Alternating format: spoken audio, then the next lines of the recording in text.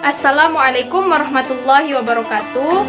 Kami kelompok 4 dari kelas BK 4B jurusan Manajemen Pendidikan Islam, konsentrasi bimbingan dan konseling. Kami beranggotakan 4 orang, Dwi Puji Rahayu, Harif Febri Habibullah, Fitriani, dan saya sendiri, Ulia Sofi Irda. Kali ini kami akan membahas tentang hadis yang terkait dengan manusia dan alam semesta. Berikut penjelasannya. Assalamualaikum warahmatullahi wabarakatuh. Saya Dwi Puji Rahayu akan menjelaskan materi yang pertama, yaitu tentang manusia dan alam semesta di dalam hadis. Alam semesta merupakan realitas yang memang manusia hidup di dalamnya. Meski ilmu pengetahuan sudah dikembangkan sedemikian hebatnya, akan tetapi masih banyak rahasia alam semesta yang masih belum terungkap. Maka dari itu, manusia dianjurkan untuk melakukan penelitian dan pengajian, sehingga berbagai misteri alam semesta dapat disingkapkan. Bagi seorang ilmuwan yang beriman bahwa ilmu pengetahuan yang dikembangkan bukanlah untuk menaklukkan kedidakdayaan alam, melainkan untuk mencari ridho Allah Subhanahu wa Ta'ala. Ketika ia menemukan banyak penemuan ilmiah, maka keimanannya pun akan senantiasa bertambah. Imam Syafi'i pernah berkata, "Setiap aku bertambah ilmu, maka aku tahu juga kebodohanku." Ungkapan ini merefleksikan bagaimana sejatinya seseorang yang memiliki akal ketika ia berpikir dan menemukan hal-hal baru dari hasil olah pikirannya, maka ia semakin dekat dengan kesadaran bahwa dirinya itu bodoh dan hanya Allah yang Maha mengetahui. Dalam Al-Quran memerintahkan manusia untuk memaksimalkan akal mereka dalam mempelajari alam semesta untuk tujuan mengetahui tanda-tanda kekuasaan Allah dan berbagai rahasia yang terkandung di dalamnya. Dan telah terbukti dalam sejarah Islam, ketika umat manusia terus aktif memaksimalkan penggunaan akal, maka kemajuan peradaban Islam pun dapat diraih. Berbagai temuan ilmiah berhasil dicapai, dan umat manusia pun menjadi umat yang disegani oleh bangsa-bangsa lain dikarenakan kepandaian umat Islam di dalam berbagai pengembangan ilmu pengetahuan dan teknologi yang pada saat itu yang bersamaan menjaga api iman yang dimiliki oleh individu masing-masing. Hadis merupakan salah satu warisan yang diberikan oleh Rasulullah SAW sebagai pengulas Al-Quran. Posisi hadis sangatlah penting. Allah berfirman dalam surah An-Nisa ayat 26, Bismillahirrahmanirrahim. Yuridullahu liyubayyina lakum wa yahdiyakum sunanal ladzina min qablikum wa yatuba 'alaikum wallahu alimun hakim. Yang artinya, Allah hendak menerangkan syariatnya kepadamu dan jalan-jalan kehidupan orang sebelum kamu, para nabi dan orang-orang soleh, dan Dia menerima taubatmu. Allah mengetahui, bijaksana. Bismillahirrahmanirrahim. Assalamualaikum warahmatullahi wabarakatuh. Baiklah, di sini bersama saya Fitriani, saya akan melanjutkan materi yang telah dijelaskan oleh saudari Dwi tadi. Nah, selanjutnya itu hadis atau sunnah memiliki tugas dan peran. Yang dimana yang pertama yaitu hadis berfungsi sebagai penjelas dari Al-Quran Al-Karim. Yang kedua, Rasulullah merupakan tauladan yang baik dan wajib dicontoh oleh setiap umat muslim. Yang ketiga, Rasulullah wajib ditaati. Yang keempat, Rasulullah memiliki wewenang untuk membuat suatu aturan. Maka dari itu hadis Nabi atau sunnah juga merupakan wahyu, sebagaimana Al-Quran juga merupakan wahyu. Allah Subhanahu wa Ta'ala berfirman di dalam Al-Quran, "Wa ma yantiqu 'anil hawa in huwa illa wahyu yuha." Yang artinya, dan tiadalah yang diucapkannya itu Al-Quran menurut kemauan hawa nafsunya. Ucapannya itu tiada lain hanyalah wahyu yang diwahyukan kepadanya. Quran surah ke-53 ayat 3-4. Al-Quran yang mulia yang telah Allah turunkan kepada Rasulullah SAW, dan Rasulullah SAW telah menjelaskan kepada sahabatnya dalam hadis-hadis yang sahih. Serta beliau juga memberitakan kepada kaum muslimin untuk berpegang teguh kepada Al-Quran dan Sunnah. Rasulullah telah bersabda, taraktu fikum syai'aini lan tadillu ba'dahuma kitaballahi wa sunnati wa lan yatafarraqa hatta yarida alayyal hauda, yang artinya aku tinggalkan dua perkara bagi kalian yang mana kalian tidak akan tersesat selama berpegang teguh kepada kedua perkara tersebut, yaitu kitabullah, Al-Quran dan Sunnahku. Kedua perkara tersebut tidak akan pernah berpisah sampai datang kepadaku kelak di telaga. Hadis yang paling fenomenal yaitu anjurannya untuk umat Islam dalam memaksimalkan akal. Dampak dari anjuran ini umat Islam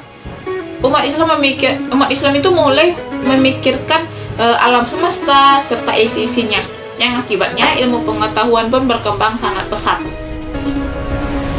Di mana ditunjukkan dalam hadis bagaimana Nabi Muhammad mendorong umat Islam untuk menuntut ilmu.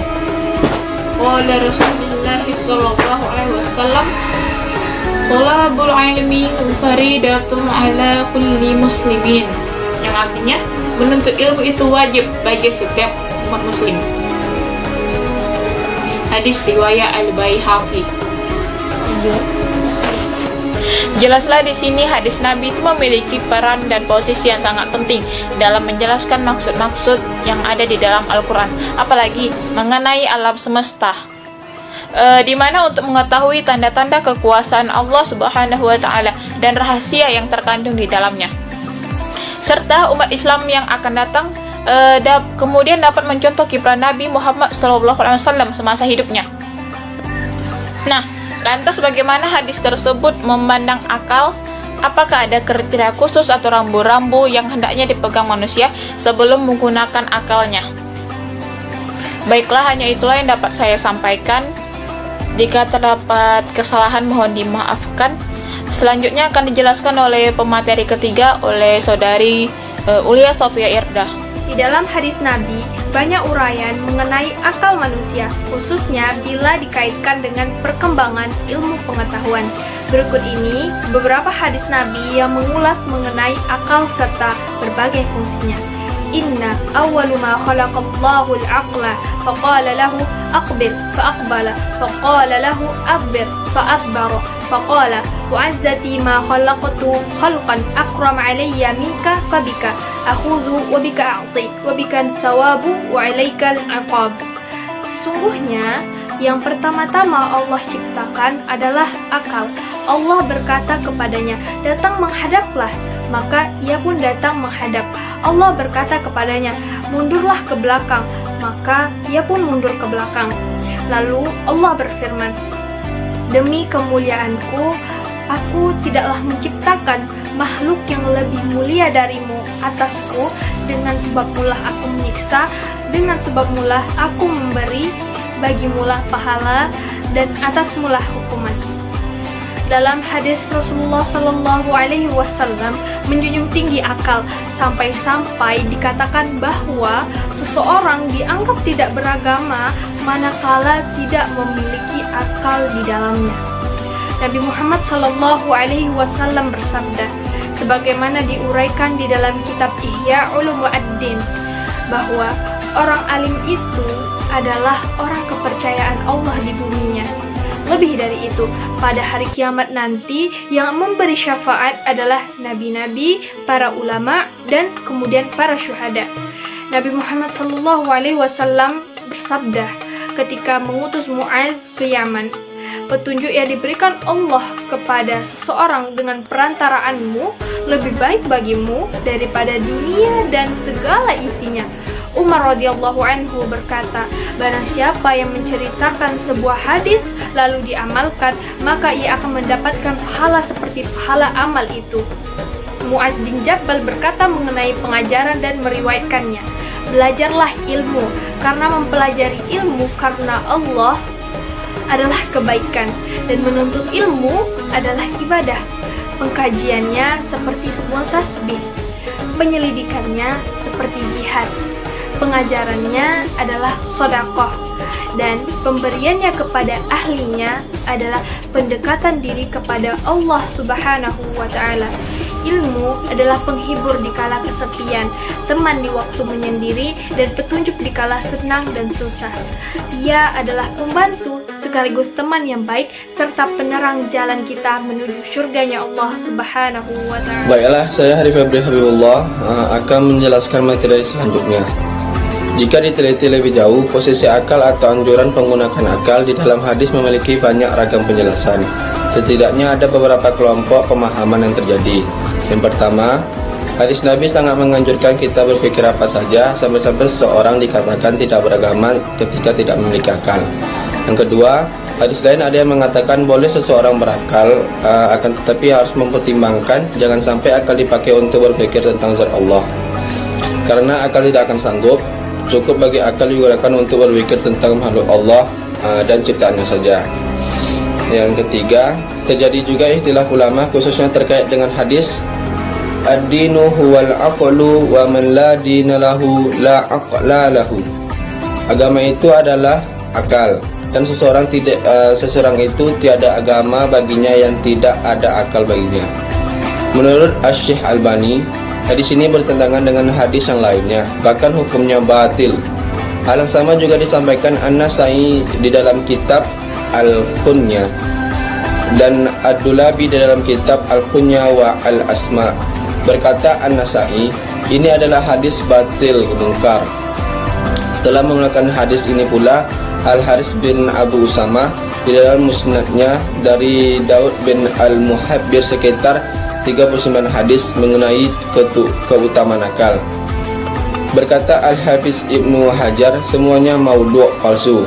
Berkata Asy-Syaikh Albani, termasuk dari baiknya tanbih peringatan adalah bahwasanya semua hadis yang datang mengenai keutamaan akal adalah tidak sahih sedikit pun darinya, yaitu berkisar antara lemah dan palsu.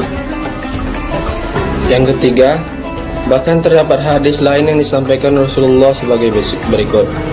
An-Ghurwah qala hajja alaina Abdullah bin Amr fasami'tuhu yaqul sami'tu Nabi sallallahu alaihi wasallam yaqul innallaha la yanzi'ul ilma ba'da an a'taqumuhun taza'a walakin yantazi'uhu minhum ma'a qabadil ulama'i bi ilmihim fayabqa nasun juhalun yastaftawna fayuftuna bi ra'yihim fayudilluna wa yudilluna. Dari Urwah bin Zubair berkata, pernah berhaji atas kami Abdullah bin Amr, lalu aku mendengarnya berkata, aku pernah mendengar Nabi sallallahu alaihi wasallam bersabda, sesungguhnya Allah tidak akan mencabut ilmu itu sesudah memberikannya kepada kalian dengan sekali cabut, tetapi ia akan mencabutnya dari mereka disertai wafatnya ulama, para orang alim, dengan membawa ilmu mereka. Lalu tinggallah beberapa orang bodoh yang diminta fatwa, lalu mereka berfatwa dengan ra'yu, pendapat mereka, maka mereka sesat dan menyesatkan. Demikianlah hadis yang berpendapat bahwa penggunaan ra'yu, akal yang terlalu berlebihan, dapat membawa kepada kesesatan dan bahkan menyesatkan. Sebagai kesimpulan, penggunaan akal di dalam hadis sangat dianjurkan, akan tetapi kadar penggunaannya itu yang harus ditakar dan ada batasannya.